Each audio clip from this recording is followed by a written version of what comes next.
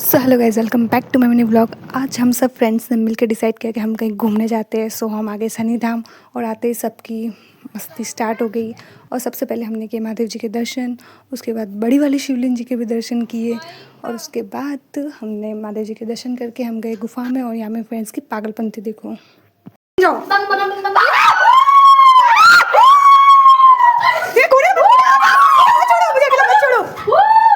इतना अंधेरा तो है नहीं जितना तुम चिल्ला रहे हो। ए बन क्यों अकेले छोड़ रही हो? मैं सिचुएशन को समझो।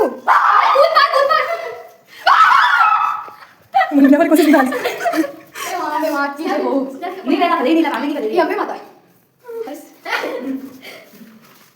नेटवर्क छोड़ी ना परेशान। अरे नेटवर्क नहीं हमें। बस खत्म हो गई। नेटवर्क को भी ना यार। अरे भाई साहब एक बार फिर जाएगा अंदर। गुफा खत्म होने के बाद हम गए बाहर जहाँ पे बहुत सारे झूले थे। सो गाइस हम 19-20 साल के हो गए, लेकिन हमारी हरकतें देख के हमको लगता तो नहीं। तो अभी हम जा रहे घर पे। सो बाय बाय।